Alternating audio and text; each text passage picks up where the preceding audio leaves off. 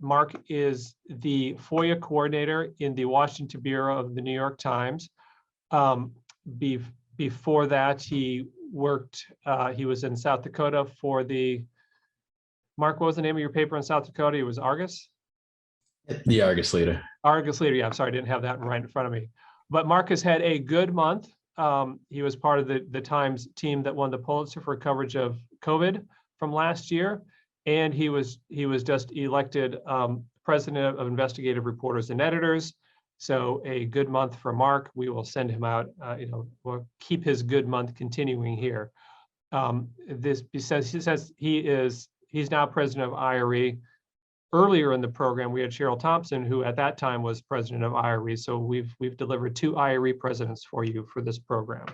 But I want Mark to come. I've asked him to come talk about Foia, give kind of a overview of Foia from the basics to more advanced uses of Foia and state records laws, and answer your questions on that. It's a little after 11. We'll take him to 11:55, and then we'll have a short break, and then our second and final speaker of the program will start at noon. So Mark, congratulations on the Pulitzer and on the IRE, and welcome, and looking forward to hear from you. Thank you. And I will start by sharing my screen here.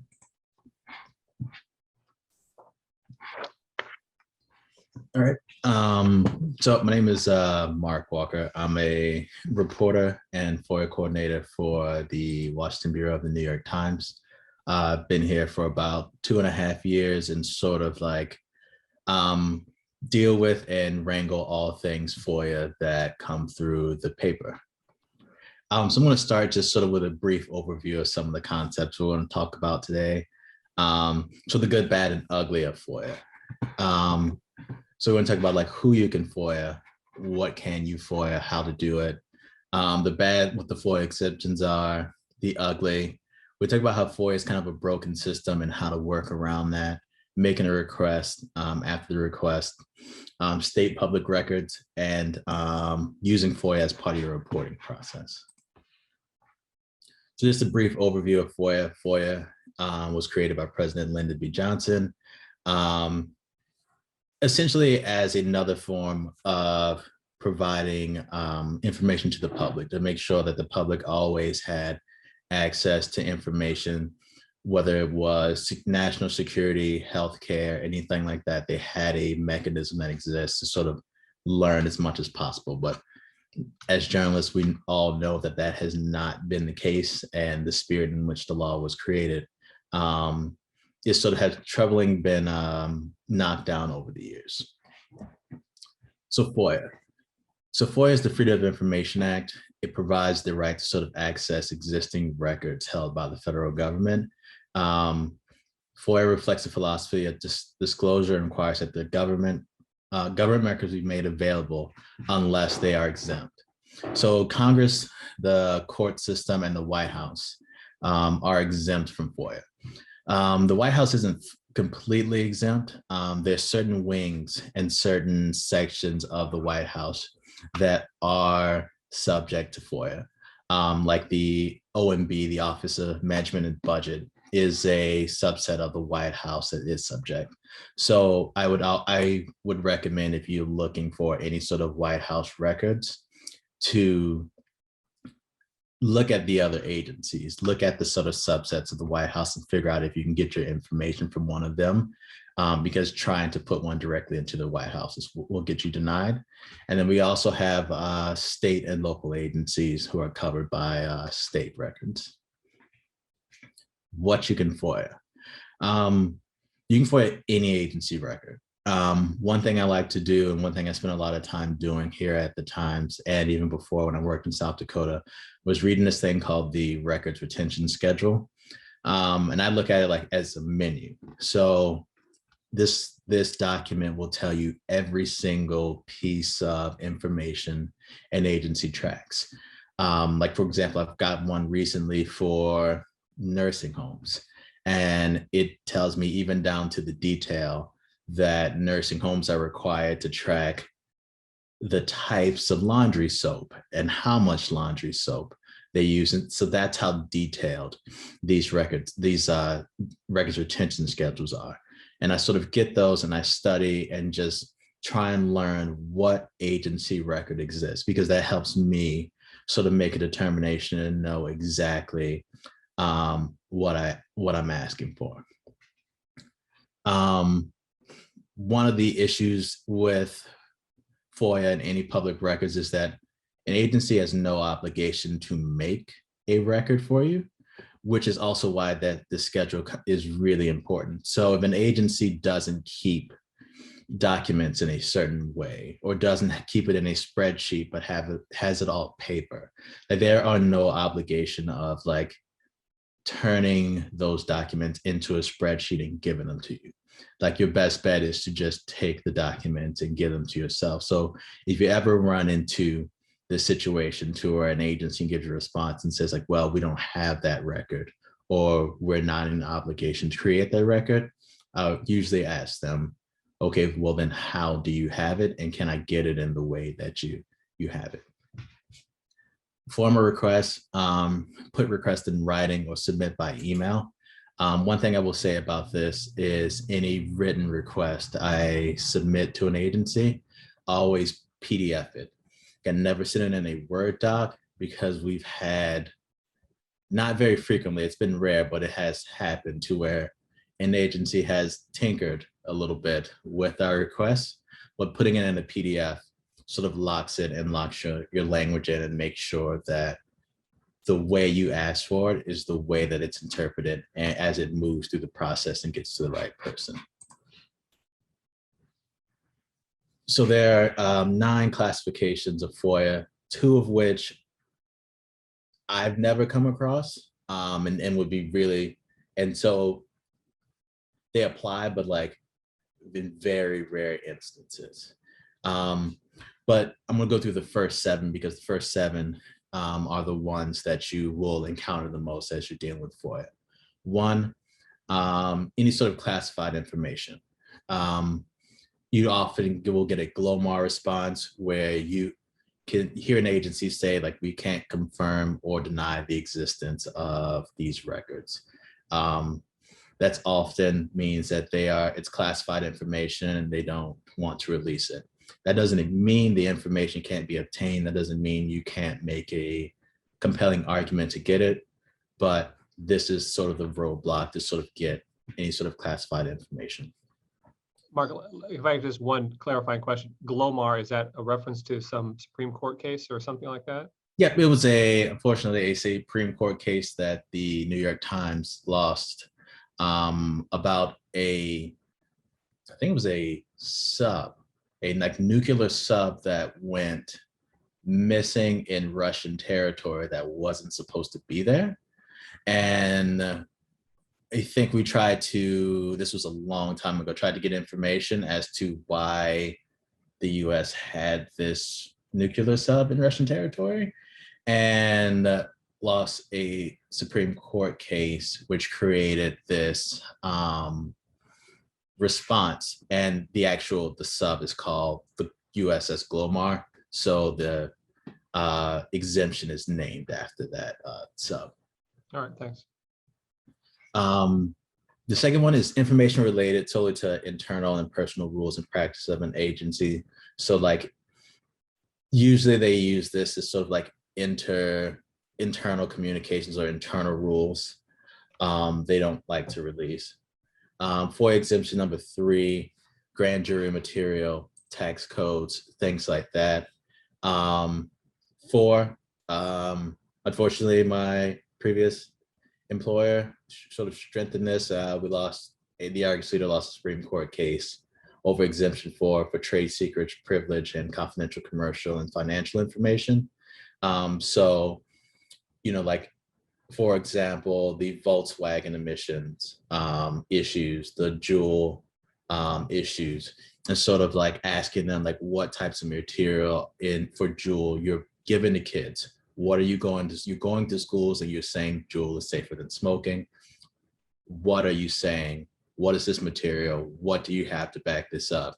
And we're currently in a lawsuit with them to sort of find that information out they're claiming this is an exemption. Like, if we tell you how we made this determination, this will like harm our company overall. And so we're currently litigating that. Exemption number 5 is sort of like interagency and interagency communications. This is the one you're going to see most frequently. And I think this is the one that I think all reporters who have filed FOIA have run into the most. And I think even Congress at this point knows that this is the most used and abused exemption.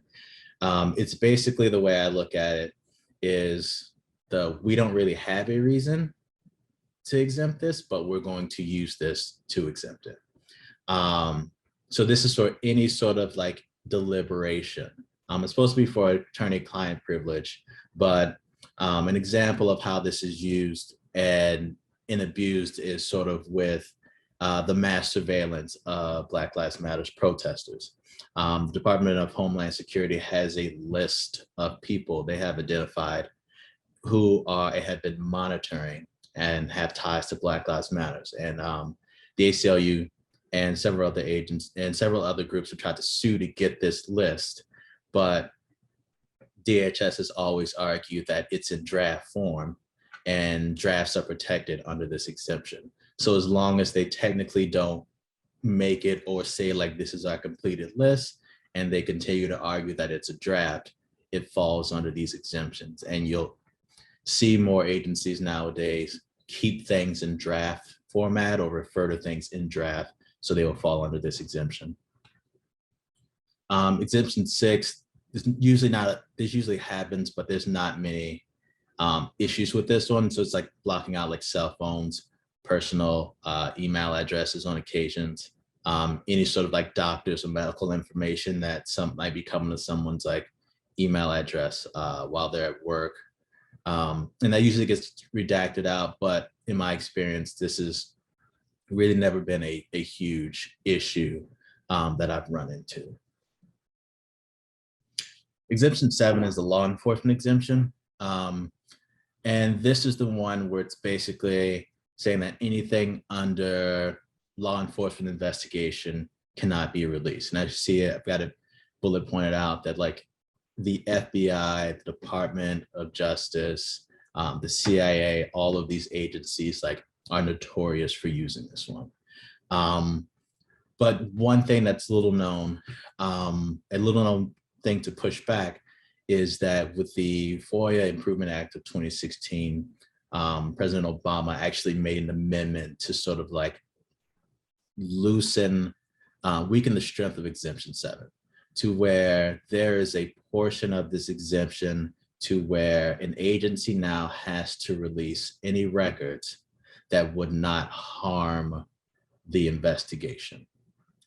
So there are things that like the FBI, Department of Justice, and these other agencies collect, like newspaper clippings, names of people, notes, things like that, that would be incredibly helpful for us to sort of use as an investigative tools and to report on, that like reasonably, if they gave it to us or they talked to us about that, would not completely derail the investigation they're working on. And so now they have the burden to do that and to prove it. And if there's any sort of information in there, they're supposed to conduct a search, separate that information out, and provide it to you. Do they voluntarily do that? No. So they routinely pretend like that amendment doesn't exist. So this is something that if you ever run into this exemption with an agency, that's your first pushback, is that there has been an amendment and they have the burden of segregating records that won't harm the agency and turn them over to you. And Exemption 8 and 9 concerning wells and other like financial institutes, again, are something I rarely, if never, run into. So I said I was going to mention how FOIA isn't a broken system. So I have like highlighted, there's like multiple tracks in FOIA. There's 3 that you will run into and deal with. There's a simple bucket, and you always want to aim to get into that bucket. There's a complex bucket, and then there's an expedited processing bucket. So the simple bucket, as we can see, if we just look at we'll look at the Office of the Attorney General, the first one up there. For a simple request, it's 104 days if you can get them to consider your request. On the low side, they may turn it over to you next day if they consider it simple enough. But when you get into the complex side of that FOIA process, that's 600, that's more than a year. It's almost 2 years that you will have to wait to get any documents back from the Office of the Attorney General. So this, waiting 2 years for requests and documents to come back is really tough. And majority of the requests that come into these different federal agencies are not made by journalists. They're not made by reporters looking for information or trying to do stories. They're made by, businesses. They're made by law firms. They're made by nonprofits. And let's try to have up next and see, news and media make up a small fraction of the actual FOIA requests that are put in. But we end up sort of suffering and waiting through that sort of grueling process while, they finish the backlog of business FOIA requests they have and things like that. So before you file a FOIA request, ask yourself, what are you looking for? FOIA replies to documents, not information. You can't ask a question in FOIA. You can't say, what is this number? What is this information? What does this mean? Those types of FOIA requests immediately get denied or get referred to the press person. When you FOIA, you specifically are asking for a document, whether it's a digital document or, a video or a database, that's what FOIA applies to. One thing I do is also check the website. I look around, I go in the Foya reading rooms, which are where they're supposed to post the most popular FOIAs. If someone FOIA something 3 times, the federal law is that they put it in there. So some data and some information they have in the FOIA reading room, some information they have in different government portals. I usually call the agency and say, hey, I'm thinking about doing this. What information do you have? Do you have it on the website? Do you have it somewhere? And I try to not call the press person. I try and call a source within the agency I may know and ask them hey, have you heard about this? I'm looking for this. What is your thought? I've had sources who've helped actually craft language because they're oh, I know exactly what you're talking about. The way that you described it is a little off, so you may not get there, but internally we call this X, Y, and Z. So you ask for this, you should get it. So I use my sources not just for reporting, but also helping collect information and making sure my FOIA is as direct and straight to the point and asking for the exact piece of information as possible. Mark, if I could ask a question on that. So of the potential people you can go to, talking with the sources most helpful. You said you try to avoid the press office. How about the FOIA officer at the agency? Are they ever helpful? Some FOIA officers are incredibly helpful. I can say there's some FOIA officers who work with me. There's some who work against me.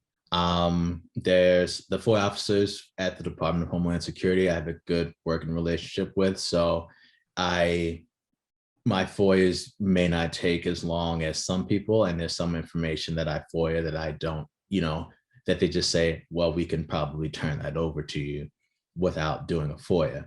And talking to them and sort of understanding what's going on, what's the process, how far back am I in the queue to get this done, how long it's going to take. It really makes a difference.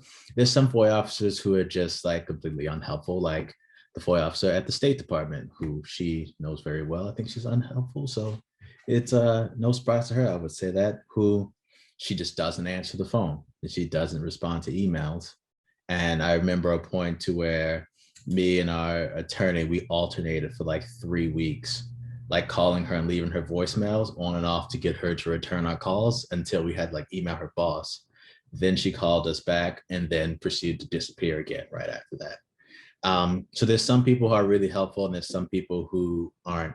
And it's just sort of like any type of source development, working with that person, taking them out to lunch, talking to them, checking up on them, not just when you want something, but just checking up on them and genuinely like have concern for what their day is like, what they're interested in, how they got into FOIA. It goes a long way because a lot of these folks are like in the basement. They don't really do the day-to-day. And so the only way they know you is through your FOIA request. So like developing a social relationship with them can go extremely a long way. All right, thanks. Be clear, be specific, be human. The request must reasonably describe the records you are looking for. So I think of it as sort of like writing out a step-by-step guide. When I'm writing a FOIA request, I think of, if I'm that person, how can I write this in a way that says, step one is to look here. Step two is like, it's an email. Step three is I like this downloaded, like a step-by-step guide of like how anyone who's like a professional and understands this could just collect the records for you. So a lot of times you will get a response back from a FOIA officer saying like, you have not reasonably described the records. And usually what that means is that like, they don't understand what you're looking for. And that usually can be cleared up in a phone call if you guys have a good working relationship, or that can just be cleared up by sort of better understanding what you're asking for, how it's kept, how it's maintained, and just providing them with just a clear roadmap from start to finish to get you where you are looking for. An example would be the FBI. Most people don't know this, but like the FBI they have a central database where like if you put in a FOIA to the FBI, they are only going to search the central database. And like some FOIAs mention this database, some don't. And they will say, you'll get something back that says, we found no records in the central data bank at all. And that's a red flag for me, because I know like the central data bank doesn't have much, if anything, in it that's like private or that I'm interested in. So one thing I always put in my FBI FOIA FOIAs is like, do not just search the central database for records. Search every single database that I know the FBI maintains for these records. Because the FBI is weird to like, if you don't say that, then they, again, they're not being overly helpful to you, because in some cases they don't want to release this information. They're not going to search those other data banks and databases to where they store these records. So that would be reasonably describing the records to someone who's in the FBI FOIA office. I think I mentioned this, you can't ask questions. You can't make broad sweeping requests. One thing I always like to do is put keywords in there, my FOIA request, just to help. Make sure if you're using keywords, you say, please search for emails using any one of the following keywords. That any one is going to be very key, because I've had coworkers who come and they needed appeals written up for things that they knew existed, but couldn't figure out. And I'd look at the request and they had these 16 keywords. It's like, I gave these, how is it possible that like there's no records that exist? And I was like, well, because the way you wrote this, you asked them, is there any record that contains pretty much all of these? And if it doesn't have every single one of these keywords, like, don't send it to me. So like things like that, I always think through. And that's a common pitfall I see when working on appeals with reporters at the times. And this is an example of what I would say would be a great FOIA request. It's, it's a copy. This is up from our Volkswagen lawsuit. So we know that the records that we are looking for are called factual evidence. That's the title of the record. So now that we know that and we understand that and we got that through our reporting, we asked for a copy of all, and we put in quotes, factual evidence presented by Jones Day, the Justice Department, as a term used on page 295. So we know exactly where this is used. We telling them where it was referenced, Volkswagen 2017 annual report. So we're saying, like, if for some reason there's some confusion, if you grab Volkswagen 2017 annual report, turn to page 295, you will see this reference to the factual evidence that's being cited and discussed by and collected by the Justice Department. We want that. So that is taking those sort of concepts that I explained and applying them in an example that we are currently litigating over. And I'm just going to go through this so we make sure we also have time for questions too. Format of requested documents. Requesters are entitled to ask for documents in any way the agency maintains them. If they have it in a Excel spreadsheet, you can get it in an Excel spreadsheet. They have them in a CSV file or a shape file or anything like that, you're entitled to get it however you want it, as long as the agency maintains it in that form. Never, my golden rule is never accept PDF. There is no program called Microsoft PDF or Google PDF.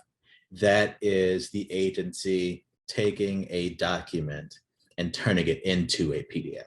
And then you end up spending a lot of time of your personal time or reporting time, like un-PDFing something. And it can be really like time consuming, especially cleaning up like PDF spreadsheets, really time consuming to get those in like usable form. So one thing I always put in my request is do not send me a PDF at all. Like send me the documents in the way it's maintained at the agency. Response time. The federal government and states have different sets of times they allow to respond to you, or they owe you a response. Fee waivers. Foia, all members of the media, when you're asking for federal documents, you are entitled to a fee waiver and have your fees waived. States, different. Some states allow that. Some states give you fee waivers. Some states are more generous and just waive their fees. Some states like Florida will charge you a ton of money. Just last week, I had a phone call with trying to get some records from the Miami Police Department that are going to cost the New York Times $270,000+. So since we are not going to pay that, I have to get on the phone with them probably next week and discuss how we can get it down from $270,000 to a more reasonable amount. So those are things to consider when you're putting in public records requests to states. Expedited processing, you're not entitled to this, but as I showed from that track earlier, there is a third track that basically jumps you in the queue. You're entitled to make an argument based on that agency's standards that like this information is so important and so newsworthy, like this should be produced immediately and should be made a priority. You can't just say, and a common pitfall I see is like, I'm a reporter at the New York Times and I'm writing a story about this, so I should get expedited processing. That's not a legal argument because FOIA is still a legal process. So there's no legal argument that exists for just being a New York Times reporter and writing a story about it that gets you this. You have to make a compelling, newsy legal argument for why there would be some sort of like risk or harm by taking 2-3 years to produce this information. Most agencies do 20 business days. Under unusual circumstances, they can take another 10. You can always ask an agency for an estimated date of completion, so they can at least give you a window of when they think they will produce the document, which is something I always ask for in my request, just because I need to know for the sake of like reporting and when in prioritizing, like if something's not coming for 2 years, maybe we sue on that. Maybe it's like, I don't need this right now, So while this is cooking in the background, I'm going to work for some other stuff. Or a year from now, I'll just let it sit there and cook, got all these other things to do some reporting, but I know eventually this will come. And I put it on my calendar just to know. We talked about formats, fees, and getting in fee waivers. Expedited processing usually has to be noted in 10 business days rather than 20. There's two legal basis for expedited processing. Failure to obtain the records on expedited basis could reasonably be expected to pose imminent threat to life or physical safety of an individual. An example of when I made this argument was with the Boeing stuff. When we were trying to collect and get documents from the FAA on Boeing, I made a legal argument to the FAA that, like, you have all of this information about the test of these planes, any issues that have come up during flight, any sort of like videos and or audio of pilots having issues during Boeing flights. Like, by not releasing this information, by not making this public and keeping it from everybody, we've already had 2 plane crashes where a ton of people have died. Like, this is an imminent threat to life and physical safety. And that was the argument used to get additional records from them. The second part is with respect to requests made by a person engaged in disseminating information. We always get that because we're in the media, but we have to take that additional step of saying why it's important as a reporter to get this information out to the public. And in that one, I usually tie it to a specific concrete event. Usually in general, I try to tie my expedited processing requests to events. And like, again, I mentioned the first example, the Boeing crashes was how I tied that in to make that argument. I certify that like all the information that I put in my FOIAs is true. And then worst case scenario, you appeal a decision that an agency makes. So Mark, we do have, I guess we have like 15 minutes. We have some questions in the queue. So okay. If you're able to kind of skim through, and maybe we can come back after if we get all the questions done, but I want to make sure we can get to some Q&A. That sounds great to me. I'll skim through this. So we talked about some of these concepts already, just getting on the phone, working on your source development. There's techniques I often use to negotiate FOIA, narrowing the scope, doing monthly rolling productions, getting a lawyer involved, or try to be creative. There are FOIA public liaisons who can help you with this, and they're actually fairly good. This is just information about administrative appeals, which I can touch back on if we have time. The next step, obviously, if all else fails, is to do a FOIA lawsuit. Each state has, and as far as FOIA and Foya, each state and local government have their own set of open records laws. They vary state by state. And then when dealing with state public records requests, I usually spend time and I read a general summary of each state's records laws so I can better understand it. The National Freedom of Information Coalition also provides a good summaries and templates for state level requests. Like this, for example, would be kind of a summary of Alabama's public records and open meeting laws. And this would be a template you could get from them on putting in a request into Alabama. And FOIL is for folks in New York.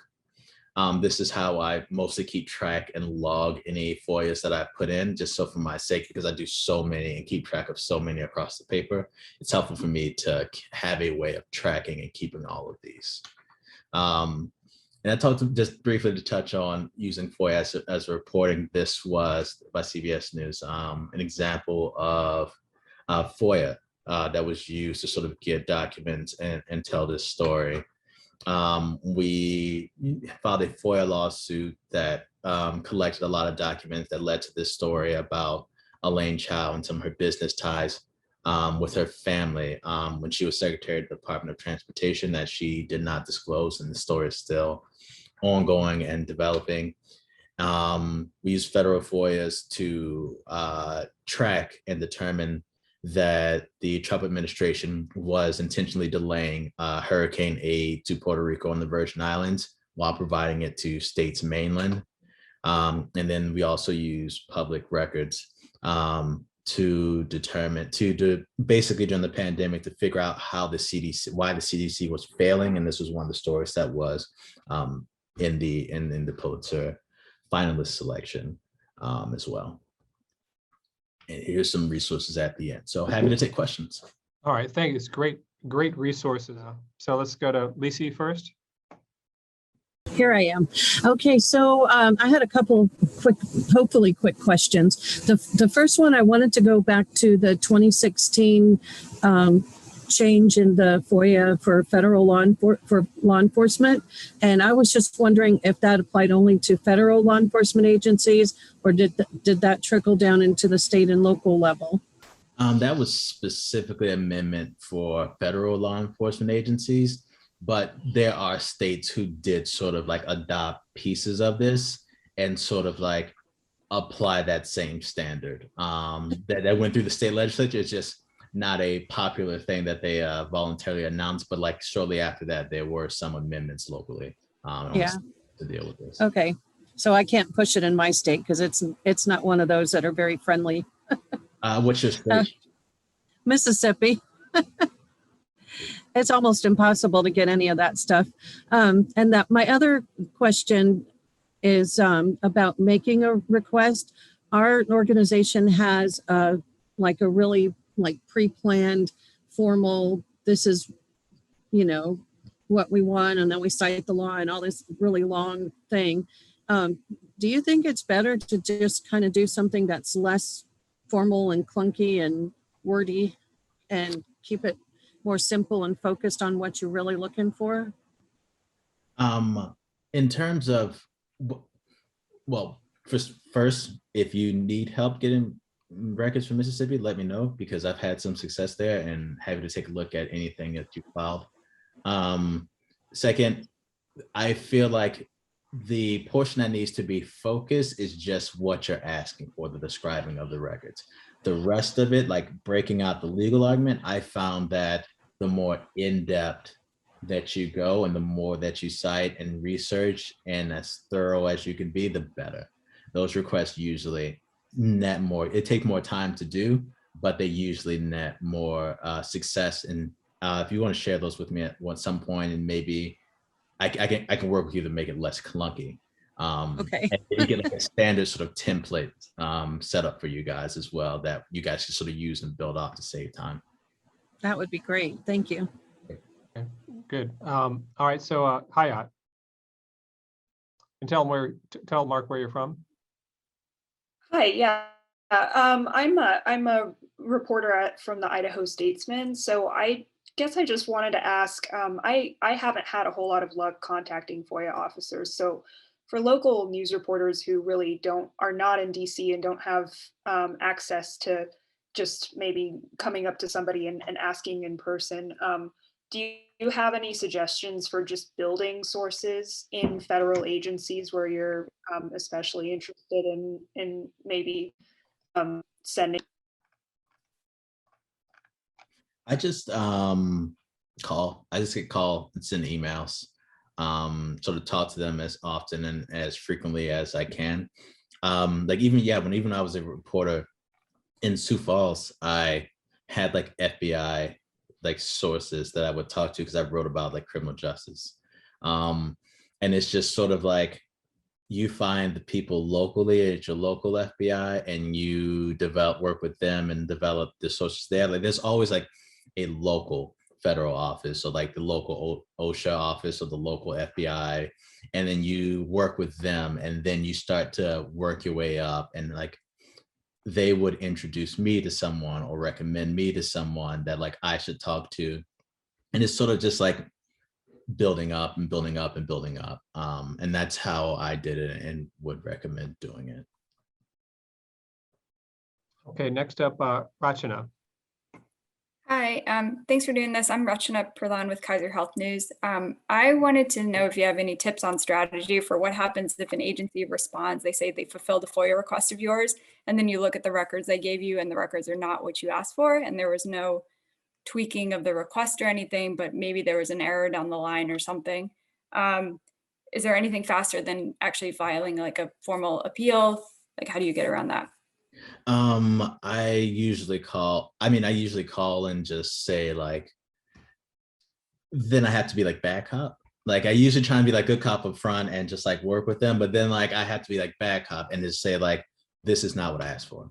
Like you made me wait all of this time. I went through all of this process, jumped through all of these hoops, and this is not what I asked for. And I would make sure that like I have my request, I email them and I say like, you did not fulfill my FOIA. You did not do anything I asked you to do. And I've run into that a number of times of like, this isn't what I asked for. And like, I need this fixed and turned over in a timely fashion. Even if I'm not going to sue, I threaten it. And our attorneys are cool with it. And it's like, it's fine because it really like shakes them up because it's like, no one wants to be sued because as soon as you're like the agency is sued, like they have to drop everything and like deal with your lawsuit. And like just the mention of like, I don't want to litigate this, but like I waited all this time and like we might have to go down that road and like because this is not what I asked for. And that usually like shakes them up a bit and they are like, okay, fine, we'll like go back. I've dealt with that with like the CDC has been really like, this is it, we gave you what you asked for. And I'm like, bullshit, you did this. Is I could wait 6 months for this. Like there's nothing in here I asked for. Yeah. And had to go back and do that. And they came back like it took another month, but like I ended up getting exactly what I was looking for. Okay, that's useful. Thank you. Yeah. Okay, next up, Bridget. Hi, I'm Bridget Bowman with CQ Roll Call. And you mentioned that Congress is exempt from FOIA. And I was wondering how often or how common it is that communications between Congress and executive branch agencies are released. Like we saw with the Fauci emails, I think there were some emails between him and Congressman Upton. But how common that is, and if there's a strategy for looking for those communications, like how we try to make sure that request isn't denied. So that was released through litigation. So I'm sure they like negotiated a lot of that in court. But one way I like a strategy I use when dealing with the CDC and trying to get like White House records was like the White House directly is exempt, but like their communications themselves aren't exempt and Congress communications themselves aren't exempt. So it's like, if you FOIA the governor of Maryland for his communications with anybody from Congress or the White House, every person who talked to him or emailed him, like that is all public record. And I use a lot of backdoor channels to sort of like grab some of that information. One thing that is public involving in Congress is the Congressional Correspondence Log is something I also get. You can ask an agency for their Congressional Correspondence Log. So it will tell you that every time a member of Congress has reached out to the agency and what they reached out to them about. So then, and who they talk with. And that will help you say like, yeah, I want John Smith's emails with, John Thune because they corresponded on this date about this topic. And that will get you the records. And that log, you said is public. You wouldn't have to do a separate FOIA just for that log. Some agencies make you do it. The press office will just turn it over. Okay, that's great. Thank you. Yeah. Okay, we have 2 more questions. Isabel first, and then we'll have Jessica. And then our next guest, Carlos, is in the house already, so we might spill over a couple minutes. But let's go to Isabel right now. Hi, I'm Isabel with the Biloxi Sun-Herald in Mississippi. And you mentioned getting a records retention schedule for nursing homes. And so I was wondering if you have kind of a general strategy for locating all of the records retention schedules that might be of interest, both for state and local government, but also for like non-government actors that might be required to retain certain records and report them to whatever government agency. So the non-government actors and federal government, the National Archives on their website, they actually have all of them. Every federal agency's record retention schedule is collected. They make you FOIA some of them just because like the CIA has turned them over to the National Archives, but like they make you ask them formally for it. So mostly so they can know who has it. For the local and state level, it's like a legal requirement for them to maintain these. So I usually like ask them if they have them on their website, or I call like the press person or something like that and say, hey, I'm looking for your records retention schedule. Where can I find it? Is it on your website? If not, can you give me a copy of it? Okay, and finally, Jessica. Hi, you mentioned Jessica Fu with the counter here. You mentioned that sometimes you'll get a response saying that there are no responsive records, and you'll have a sense that the reason for that is that an agency only searched a central database.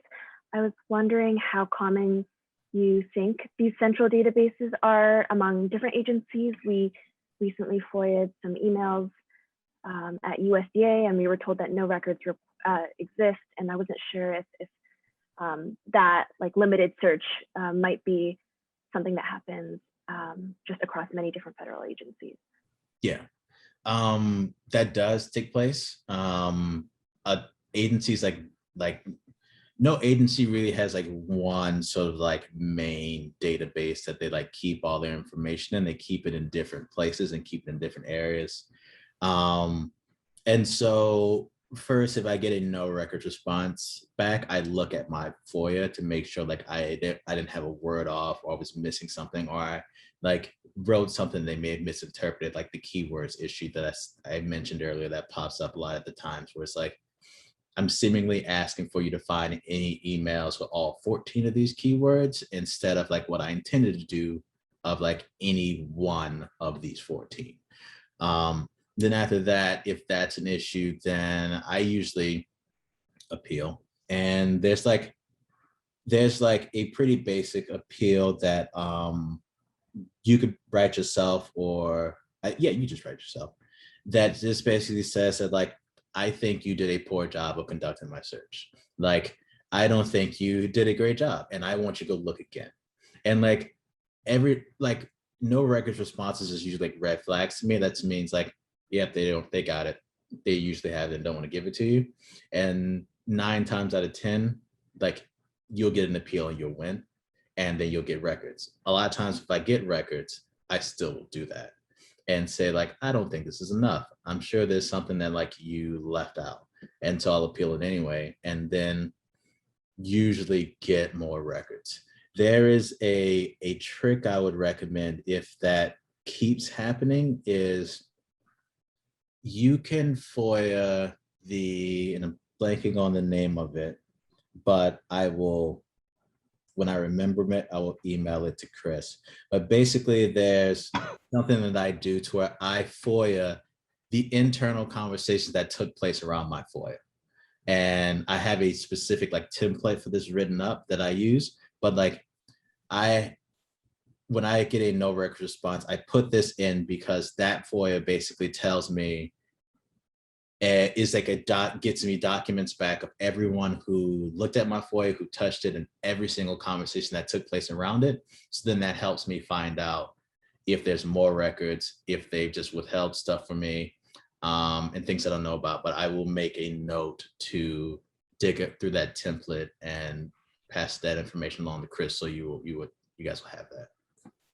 All right, that'd be great. Yes, love to have that suggestion that I can forward on to the fellows. Mark, you've had a great presentation here with lots of good concrete tips, which I think are very helpful. And the PowerPoint is excellent. So fellows, make sure you kind of look through the PowerPoint. He's got all that great information in there.